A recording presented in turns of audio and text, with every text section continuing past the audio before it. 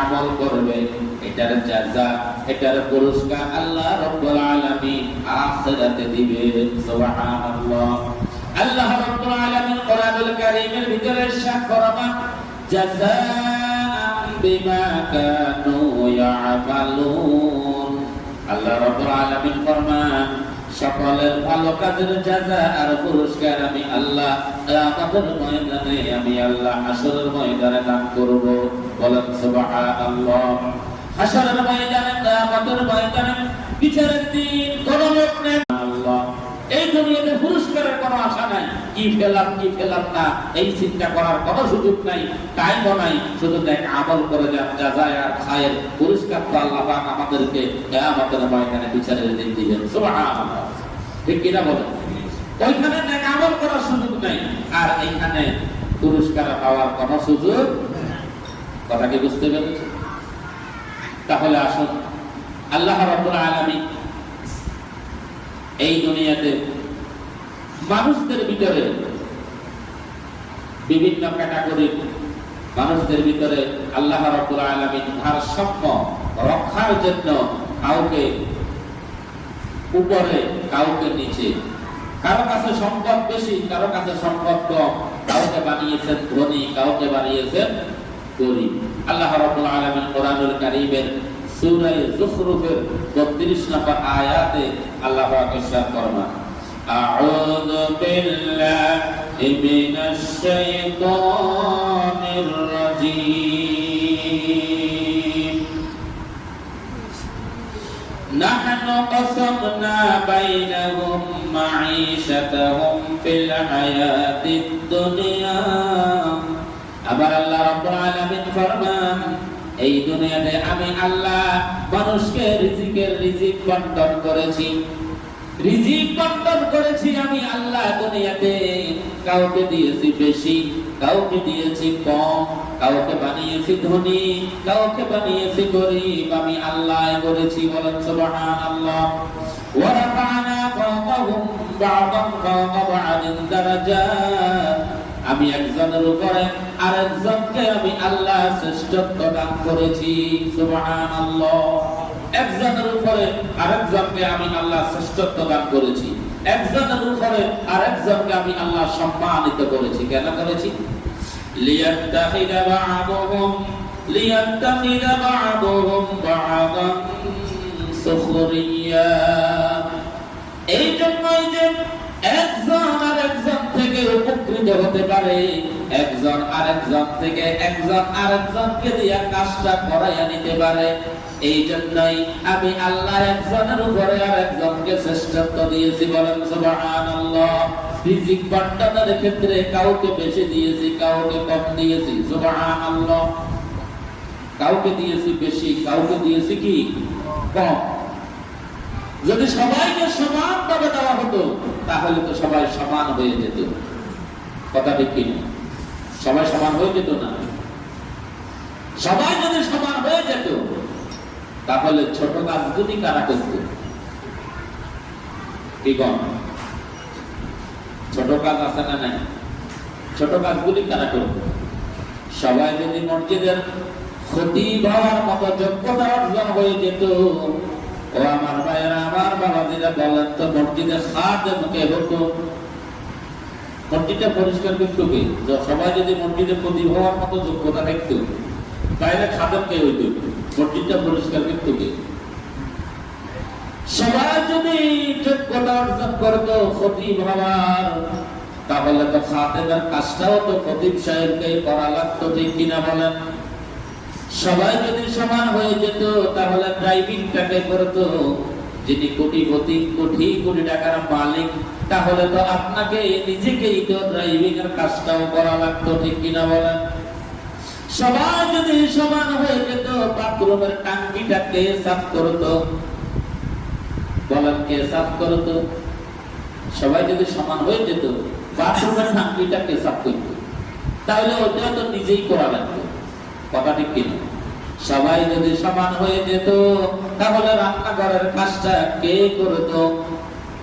অনেক বাড়িতে, অনেক ঘরে, ঢাকা শহরে গেলে বাসা বাড়িতেও দেখা যায় অনেক মহিলা বাসা বাড়িতে রাখা হয় রান্না করার জন্য, ঠিক কিনা বলেন? তাহলে এই যে রান্না করার কাজটা কারা করতো, ওই কাজটাও তো নিজেই করা লাগতো। সবাই যদি সমান হয়ে যেত আমার ভাইরা, আমার বাবাজিরা, তাহলে বলেন এই যে জামাটা সেলাই করে আমি আমার গায়ে দিয়েছি, আমি তো আমার এই বয়সে আমার জীবনে একটা জামা আমার সেলাই করি নাই, আমি জানি না। যদি সবাই সমান হয়ে যেত, জামাটা সেলাই কে করতো? তাহলে তো নিজের জামাটা নিজেই সেলাই করে পরা লাগতো। কথা ঠিক কিনা বলেন? আমার ভাইয়েরা, আমার বাবাজিরা, সবাই যদি সমান হয়ে যেত, তাহলে এই যে জমিদের দাম কাটার কাজটা কে করতো? এই কাজটা কে করতো?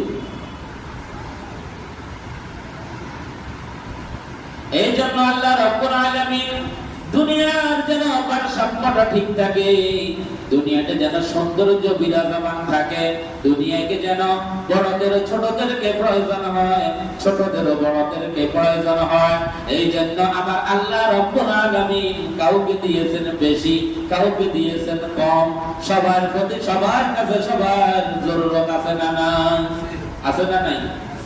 ধনী লোকেরা বাজারে যায় শ্রমিক আনার জন্য, শ্রম নেওয়ার জন্য। এই যে এখন ধান কাটার মৌসুম, যদি আপনারা চৌমোহনী বাজারে সকাল বেলায় অথবা বিকাল বেলায় রেল লাইনে যান, তাহলে দেখবেন মানুষেরা ওই যে লক্ষ্মীপুর, রামগতি, আলেকজান্ডার কত মানুষ ওইখানে আসি, তারা শ্রম দেওয়ার জন্য গ্রুপে গ্রুপে দাঁড়িয়ে থাকে, ঠিক কিনা? আর যাদের কানিয়ে কানিয়ে সম্পদ ধান কাটা লাগলো, তারাও সেখানে যায় মানুষদেরকে আনার জন্য। তার মানে হলো যিনি ধনী তারও শ্রমিকের প্রয়োজন, শ্রমিক যিনি তারও ধনী লোকটার প্রয়োজন শ্রম দেওয়ার জন্য। সুবহানাল্লাহ। একজন আরেকজনের প্রয়োজন আছে না নাই? আছে না নাই? কোনো কাজকে ছোট পাওয়া যাবে না। এই কাজটা ছোট, এটা আপনি ভাবতে পারবেন না। এই কাজটা ছোট কাজ, এটাকে আমি ঘৃণা করি, এ কথা ভাবার কি কোনো সুযোগ আছে? ডাকরপুঞ্জা বাজারে রাতে 8:30 9টার দিকে বা 10টার দিকে ওই যে পৌরসভার গাড়ি আসি, বিভিন্ন জায়গা থেকে ময়লাগুলা উঠায়, এটা দুর্গন্ধে ওখান দিয়ে যারা হাঁটে তারা নাকে রুমাল দেয়, মাস্ক লাগায়, নাক বন্ধ করে, নাক ছিটকায়, ঠিক কিনা বলো? কিন্তু যে লোকগুলা প্রতিনিয়ত ময়লাগুলাকে গাড়িতে উঠাইতেছে, জায়গাটা পরিষ্কার করতেছে, তার কাছে কি গন্ধ লাগে না? ঠিক তার কাছে লাগে না? এখন ওই লোকটাও যদি মনে করতো যে আমার কাছে তো বন্ধ লাগে, কাজটা তো আমি করবো না, তাহলে কাজটা কে করত? সব লোকগুলা যদি সমান হয়ে যেত, সব লোকগুলা যদি সমান ধনী হয়ে যেত, তাহলে এই কাজটা কে করতো? এই কাজটা তো আমাকে আর আপনাকেই করা লাগতো, ঠিক কিনা বলে? এখন তো আমি আর আপনি নাক ছিটকে ওখান দিয়ে নাক ধরে হেঁটে যাই, তখন তো আমাকেই করা লাগতো, আপনাকেই করা লাগতো। এই জন্য আমার ভাইয়েরা, আল্লাহ রাব্বুল আলামিন হাতের আঙ্গুলগুলোকে একসাথে সমান বানান নাই। একটা আঙ্গুল বড়, একটা আঙ্গুল ছোট, একটা মাঝারি, এরকম আছে না নাই? কিন্তু আপনি যখন একটা জিনিসকে ধরতে যাবেন, তখন দেখবেন সব আঙ্গুলগুলো সমান হয়ে গেছে। সুবহানাল্লাহ। এখন আর বড় ছোট আছে না, সবগুলো সমান। আপনি কোনো জিনিস ধরে দেখিয়ে দেখবেন পুরোটা সমান। পুরোটা কি আছে? সমান। কিন্তু যদি সব আঙ্গুলগুলো যদি সমান হয়ে যেত, লম্বা যদি সমান থাকতো, তাহলে আপনি একটা জিনিসকে এত সহজ ভাবে ধরতে পারতেন না। একটা জিনিসকে আপনি এত সহজ ভাবে ধরতে পারতেন না, এটা অসম্ভব ব্যাপার। আপনি একটা জিনিসকে এত সহজে এখন ভাতের লোকমা মুখে দেন, এত সহজে আপনি লোকমাটা মুখে দিতে পারতেন না। কথা ঠিক কিনা বলেন? এখানেও আল্লাহ রাব্বুল আলামিন ভারসাম্য রক্ষা করেছেন, যে সবগুলো সমান নয়, বড় ছোট আছে, কিন্তু আপনি যখন কাজ করতে যাবেন তখন সবাই সমান, তখন সবাই কি সমান। আল্লাহ রাব্বুল আলামিন সৃষ্টি থেকে শিক্ষা নেওয়ার জন্য বলেছেন, এখান থেকে শিক্ষা নাও। কোন লোক ধনী, কোন লোক গরিব। ধনী লোকের কথা বলতে পারবে না আমার শ্রমিকের প্রয়োজন নাই, শ্রমিক বলতে পারবে না আমার ধনীর কোনো প্রয়োজন নাই। যখন কাজের ক্ষেত্রে যাবেন তখন সবাই ভাই ভাই। আল্লাহু আকবার। তখন সবাই কি সবাই তো সবার দরকার। আপনি একজনকে ছাড়া কি একজন চলা যাবে? অসম্ভব ব্যাপার। আমার ভাইরা, আমার বাবাজিরা, আল্লাহ রাব্বুল আলামিন কোরআনুল কারীমের আরেক আয়াতে ফরমান, লাকাদ খালাকানাল ইনসানা ফি কাবাদ। আমি আল্লাহ রাব্বুল আলামিন এই জমিনে যত মানুষ সৃষ্টি করেছি সবাইকে আমি আল্লাহ সমনির্ভর করে পাঠিয়েছি। সুবহানাল্লাহ। সবাই পরিশ্রম করবে, সবাই শ্রম দিবে, সবাই নিজেরা পরিশ্রম করে তাদের জীবিকা নির্বাহ করবে। সুবহানাল্লাহ। সবাইকে আল্লাহ রাব্বুল আলামিন সমনির্ভর করে দুনিয়াতে পাঠিয়েছে। এই জমিনে যারা আছে সবাই শ্রমিক। আবার ভাইরা, হযরত আদম আলাইহিস সালাতু ওয়াস সালাম এই পৃথিবীর সর্বপ্রথম মানুষ, তিনি যখন এই পৃথিবীতে আসলেন, আসার সময় ওনাকে জান্নাত থেকে খাওয়া দাওয়া টিফিন বাড়ি দিয়ে পাঠিয়ে দেওয়া হয় নাই। ঠিক আছে, জান্নাতে তোকে টিফিন বাড়ি দিয়ে খাওয়া দাওয়া দিয়ে দিছিনি যে আপনি যত বছর দুনিয়াতে থাকবেন তত বছরের খানা দানা আপনাদের দিয়ে দিলাম, আপনি এগুলা নিয়ে সেখানে খাইবেন, বসবাস করবেন, সবকিছু দিয়ে দিছে না। জান্নাত থেকে আসলেন, এরপরে হযরত আদম আলাইহিস সালাতু ওয়াস সালাম আপনার খাওয়া, আপনার চাষাবাস, আপনার রান্না বান্না সবকিছু আপনি নিজেই করেন। শুধু নিজেই করবেন না, আপনি আপনার পরিবার সন্তানদেরকেও শিখাবেন, তাদেরকেও তালিম দিবেন। সুবহানাল্লাহ।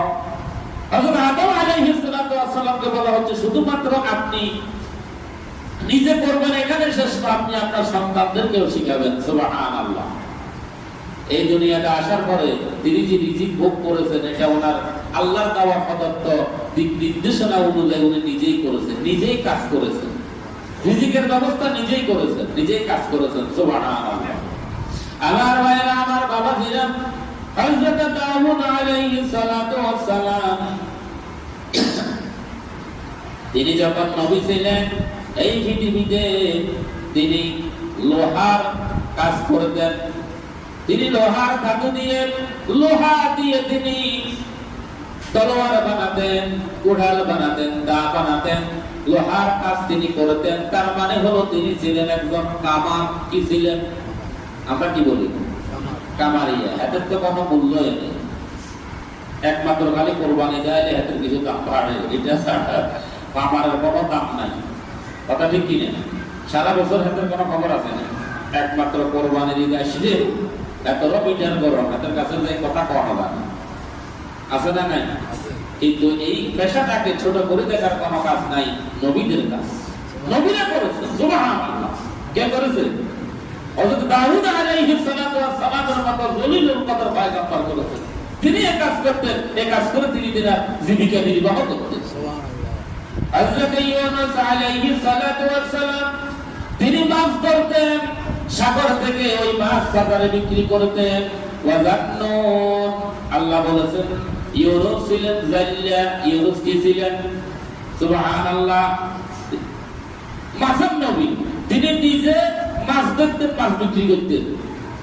আমার ভাইরা, আমার বাবাজিরা, এই দুনিয়াতে যদি বর্তমানে সবাই যদি ধনী লোক হয়ে যেত তাহলে এই যে সকালবেলা ঠান্ডার ভিতরে শীতের দিনে জাল্লাদেরকে খবর দেন, শীতের দিনে আমি আর আপনি 3টা গায়ে দিয়ে পুকুর পাড়ে দাঁড়ায় থাকেন, আর এই বেটা জাল নামাইয়া এই ঠান্ডার ভিতরে কি ডুবায়, মনে হয় যে এর কাছে কোনো শীতে নেই। ঠিক কিনা বলেন? এই শীতের ভিতরে এরা ডুবায় না। আমরা যখন মাছের পয়সা তাদেরকে খবর দিবেন, মাছ উঠাইতে হবে, এরা আসি ঠিকঠাক মতো গ্রাম নিয়ে এই ঠান্ডার ভিতরে নামি যায় এবং কি পরিমাণ তারা ডুবাইতে থাকে, এদের কোনো অসুবিধা নেই, তারা অভ্যস্ত।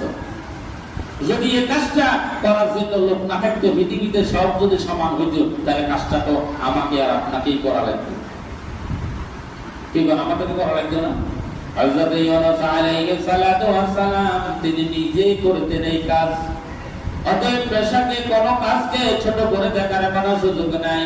আবার নবী বলেছেন, আমার নবী সাহাবায়ে কেরামের সামনে একদিন বলতেছিলেন, ও আমার সাহাবায়ে কেরাম, এই পৃথিবীতে একজন নবীও আসে নাই যেই নবী তিনি ছাগল চড়ান নাই, বকরি চড়ান নাই, এরকম একজন পয়গম্বর পৃথিবীতে আসে নাই।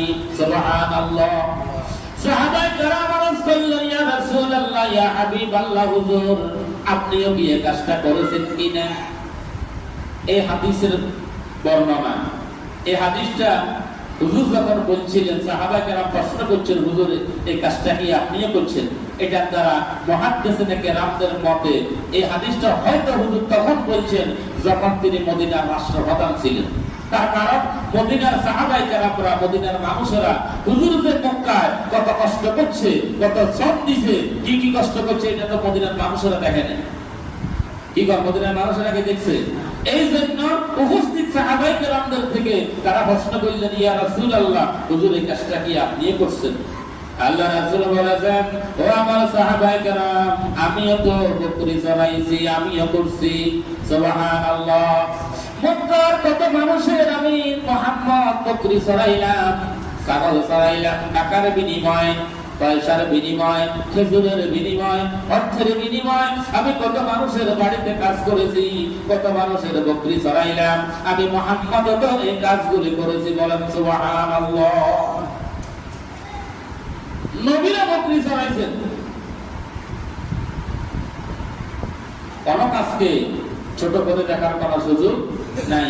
তিনি বকরি চড়ায়, উনি লেফটিন চাপ করে, উনি জুতা সেলাই করে, কোন পেশাকে ছোট করে দেখার কি কোন সুযোগ আছে? কি বলেন, সুযোগ আছে? কোন লোককে ছোট করার সুযোগ নাই। কিন্তু আমাদের দেশের এক শ্রেণীর লোক যাদের কোনো কাজ নাই, যাদের কি নাই, কাজ নাই, অলস সময় পাস করে, আসরের নামাজের পরে রাস্তায় রাস্তায় হাঁটে, আর তার কি হয়েছে, ওই ব্যক্তির কি হয়েছে, অমুক বাড়িতে কি হয়েছে, রোডে গাড়ি কাটা যায়, উনি দাঁড়ায় দাঁড়ায় এগুলা করে আর গাড়ি হিসাব করে। সাগর ভাড়ে তাদের বাড়ি, সাগর ভাড়ে তারা বসে বসে সাগরের ঢেউ বনে, কোনো কাজ নাই। আবার এক শ্রেণীর লোক তাদের কাজ করতে করতে কাজের কোনো শেষ নাই। এরকম লোকও আছে না নাই? যেহেতু আল্লাহ রাব্বুল আলামিন ফরমান, লাকাদ খালাকানাল ইনসানা ফি কাবাদ, আমি প্রত্যেক মানুষকে শ্রম নির্ভর করে এই দুনিয়াতে পাঠিয়েছি। বলেন সুবহানাল্লাহ। অতএব কেউ মালিক, কেউ শ্রমিক, কথা ভাবার কোনো কারণ নাই। সবাই ভাই ভাই, শ্রমিকদের সাথে ভালো ব্যবহার করো। বলেন সুবহানাল্লাহ। আল্লাহ রাব্বুল আলামিন কোরআনুল কারীমের আরেক জায়গায় ইরশাদ ফরমান, আল্লাহু ইয়াবসুতুর রিজকা লিমান ইয়াশাউ মিন ইবাদিহি ওয়া ইয়াকদিরু লাহ। আমার আল্লাহ ফরমান, আমি আল্লাহ রাব্বুল আলামিন মানুষের রিজিককে বাড়াই। আমি আল্লাহর কাজই হলো কারো রিজিককে বাড়াই, বৃদ্ধি করি, আর কারো রিজিককে আমি আল্লাহ কমাই। সুবহানাল্লাহ। আমি আল্লাহর কাজই হলো কারো রিজিককে কি করি, বাড়াইতে থাকি, বাড়াইতে থাকি, আর কারো রিজিককে আমি আল্লাহ কমাইতে থাকি, যেন ভারসাম্যটা দুনিয়াতে ঠিক থাকে। এই জন্যই দেখা যায় দুনিয়াতে যে লোকটা একটা সময় মানুষের বদলা দিত, একটা সময় মানুষের বদলা দিয়ে জীবন সংসার চালাইতো, আর কয়েক বছর পরে দেখা যায় এই লোকটাই কোটি কোটি টাকার মালিক হয়ে গেল। ঠিক কিনা বলে? এরকম আছে না নাই? এক সময় মানুষের বদলা দিয়া পরিবার চালাইতো, নিজে চলতো, সংসার চালাইতো, আবার কয়েক বছর পরে দেখা যায় কোনো না কোনো উসিলায় লোকটা কোটি কোটি টাকার মালিক হয়ে গেছে। আবার কোটি কোটি টাকার মালিক যিনি, কোনো না কোনো কারণে দেখা গেল বেশ কয়েক বছর পরে এই লোকটাই আবার হেঁটে হেঁটে মানুষের কাছে হাত পাতে ভিক্ষা করে, এখন আর তার কাছে কিছুই নাই। আল্লাহু ইয়াবসুতুর রিজকা লিমান ইয়াশাউ মিন ইবাদিহি ওয়া ইয়াকদির। আমার আল্লাহ ফরমান, আমি আল্লাহ এটার ভারসাম্য রক্ষা করি। আমি আল্লাহ কাউকে রিজিক দিতে দিতে বাড়াইতে থাকি, আবার কারো রিজিককে কমাইতে কমাইতে আমি আল্লাহ কমিয়ে দিই।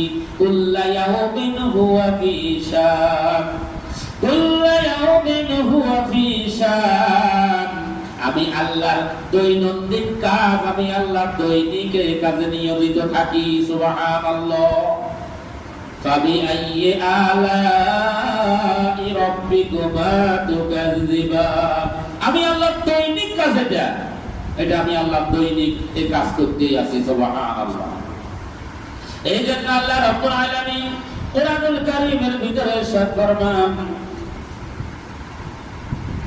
فإذا قضيت الصلاة فانتشروا في الأرض ওয়াবতাগু মিন ফাদলিল্লাহ।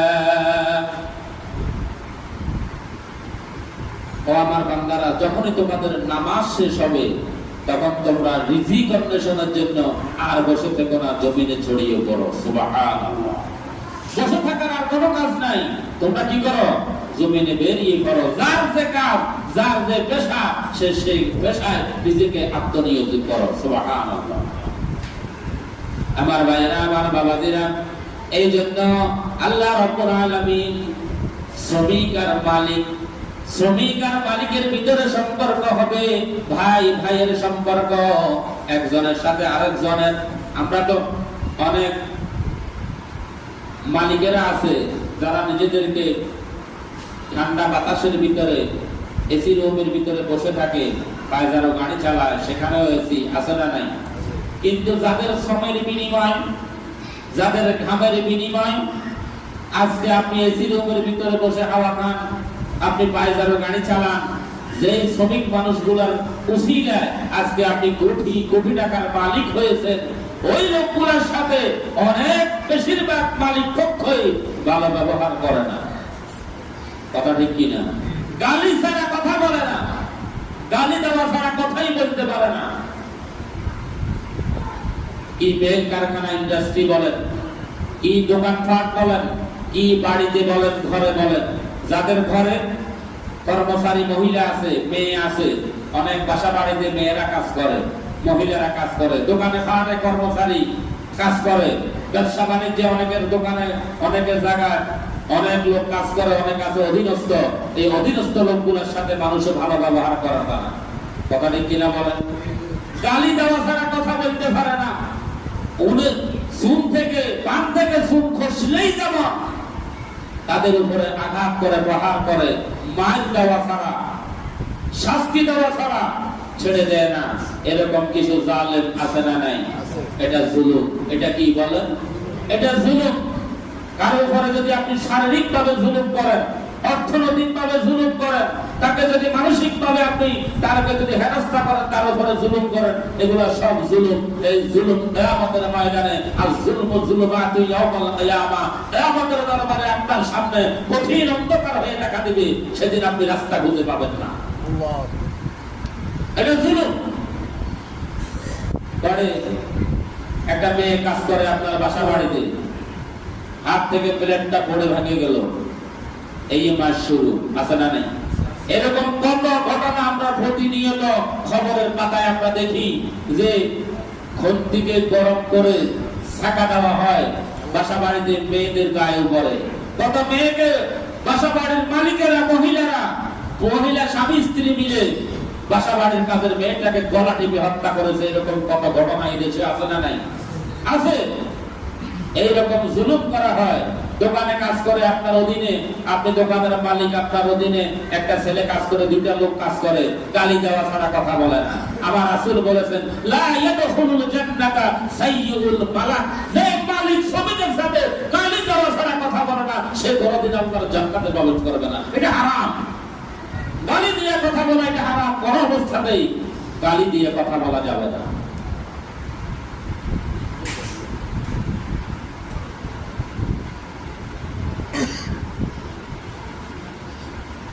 মালিক আর শ্রমিকের সম্পর্ক হবে বন্ধুত্বের সম্পর্ক। কিসের সম্পর্ক? আমার ভাইয়েরা, আমার বাবাজিরা, রাসূল করিম সাল্লাল্লাহু আলাইহি ওয়াসাল্লামের খাদেম ছিলেন হযরত আনাস। 10 বছর পর্যন্ত খাদেম ছিলেন। ছোট বয়সে হযরত নবীজির খেদমতে আসেন। আল্লাহর নবী যখন মক্কা থেকে মদিনায় হিজরতে আসেন, হিজরত করেন, মদিনায় আসার পর মদিনার সাহাবায়ে কেরামরা, মদিনার মানুষেরা আল্লাহর নবীজির সাথে গিয়ে দেখা করেন, মোলাকাত করেন। আল্লাহর নবীজিকে তারা হাদিয়া দিতেছেন। সবাই কিছু না কিছু মুহাম্মদ সাল্লাল্লাহু আলাইহি ওয়াসাল্লামের হাতে হাদিয়া দিচ্ছেন। সবাই কিছু না কিছু হাদিয়া দিচ্ছেন। কার হাতে? আল্লাহর নবীজির হাতে। হাদিয়া দেওয়া সুন্নাত, হাদিয়া নেওয়াও কি? কথা কম না। হাদিয়া দেওয়া সুন্নাত, আর দিলে দিবেন না, দিলে না, অন্তত আওয়াজ দিয়ে বলেন না আমার রাসূলের সুন্নাত। হাদিয়া দেওয়া কি? সুন্নাত। নেওয়াও সুন্নাত। এই সুন্নাত এখন উড়ে গেছে। এই সুন্নাত কি? কথা কম না। সুন্নাত কি? উড়ি গেছে, এখন হাতিয়া দিতেও রাজি নেই। আমরা কইলেও ও হুজুর যে লোভী, আমি কিছু নাই কর, আরে আরে দিয়ে না মসজিদে আরো আছে তো, ইমাম আছে, খাদে আছে, আরো আছে না, আরো আছে না, আরে হাতা করে দেন না, না হাতা করাও দিত না। সবাই কিছু না কিছু হাতিয়া দিচ্ছেন আল্লাহ রাসূলের হাতে। হযরত আনাস রাদিয়াল্লাহু তাআলা আনহা একদম ছোট্ট বয়স, ওনার মায়ের সাথে এসেছেন আল্লাহ রাসূলের দরবারে। আনাসের মা আনাসকে হাতে করে নিয়ে এসেছেন। এখন যখন দেখলেন সবাই কিছু না কিছু হাদিয়া দিচ্ছে, আনাসের মা আল্লাহর নবীজিকে বলতেছে, ইয়া রাসূলুল্লাহ, সবাই তো আপনার হাতে কিছু না কিছু হাদিয়া দিল, আমার কাছে তো এমন কিছুই নেই আপনাকে হাদিয়া দেওয়ার মতো, আমি আপনাকে কি দিতে পারি? কিছুই নাই। আল্লাহ রাসূল বলছেন, আপনি কোনো হাদিয়া দেওয়া লাগবে না। ও না, আমি আমার এই ছোট্ট আনাসকে আপনার খেদমতে দিয়ে গেলাম, এটা আমার কলিজার টুকরা, আনাস ছাড়া আমার আর কোনো সম্পদ নাই, আমার এই কলিজার টুকরা সন্তানকে আপনার খাদেম হিসেবে আপনি রেখে দেন, আমি আমার সন্তানকে আপনাকে হাদিয়া দিয়ে দিলাম। সুবহানাল্লাহ। আল্লাহ রাসূল হাসি মুখে আনাসকে রেখে দিলেন। ছোট্ট আনাস কাজ করার মতো বয়স এখনো হয় নাই, এই তো কাজ করে। আল্লাহ নবীজির মেসওয়াকটা আগিয়ে দে, টুপিটা আগিয়ে দে, জামাটা এনে দে। হযরত আনাস বলেন, আমি 10 বছর পর্যন্ত আল্লাহর নবীজির খেদমতে ছিলাম, কোনদিন আল্লাহর নবী আমাকে ধমক দিয়ে একটা কথা বলেন নাই। কপাল কুঁচকানো, কপাল কুঁচকে, কপালটাকে কুঁচকে আমার সাথে ধমক দিয়ে একটা কথা বলে নাই। আমাকে কোনদিন বলে নাই, আনাস এই কাজটা কেন করেছো, আর এই কথাটাও কোনদিন বলে নাই, এই কাজটা কেন করলা। সুবহানাল্লাহ। আল্লাহর নবীজি যে কাজটা করার জন্য বলেছেন হয়তো আমি ভুলে গেছি, কিন্তু নবীজি বলেন নাই, ও আনাস কেন করলা না। আল্লাহর নবীজি যে কাজটা করার জন্য বলে নাই হয়তো আমি করে ফেলেছি, নবীজি কোনদিন আমাকে বলে নাই, ও আনাস কাজটা তুমি কেন করলা। সুবহানাল্লাহ। এটা হচ্ছে আমার নবী আর আপনার নবীজির জীবনের আদর্শ। আর আমার আর আপনি, আমি আর আপনি সেই নবীর উম্মত, আমরা আমাদের অধীনস্থদের সাথে গালি দেওয়া ছাড়া কথা বলতে পারি না। গালি ছাড়া কোনো কথা নাই। কথা ঠিক কিনা বলেন? আমরা যে কথাগুলি শুরু করেছিলাম, 1 মে বিশ্ব শ্রমিক দিবস, শ্রমিকের অধিকার প্রতিষ্ঠা, শ্রমিকদের আন্দোলনের মাধ্যমে কিয়ামত পর্যন্ত হওয়ার কোনো সম্ভাবনা নাই যতক্ষণ না পর্যন্ত ইসলামী শ্রমনীতি, যতক্ষণ পর্যন্ত বিশ্ব নবীর আদর্শ অনুসরণ করা না হয়, ততক্ষণ পর্যন্ত এই দেশে শ্রমিকদের অধিকার প্রতিষ্ঠা হবে না। কথা ঠিক কিনা বলেন? আমরা এই বিষয়ের উপরে কথা বলতেছি, আগামী জুমায় আমরা এই বিষয়ের উপরে আরো কথা বলবো ইনশাআল্লাহ। ওয়া মা আলাইনা ইল্লাল বালাগ। যারা পরে আসছেন সুন্নাত পড়েন।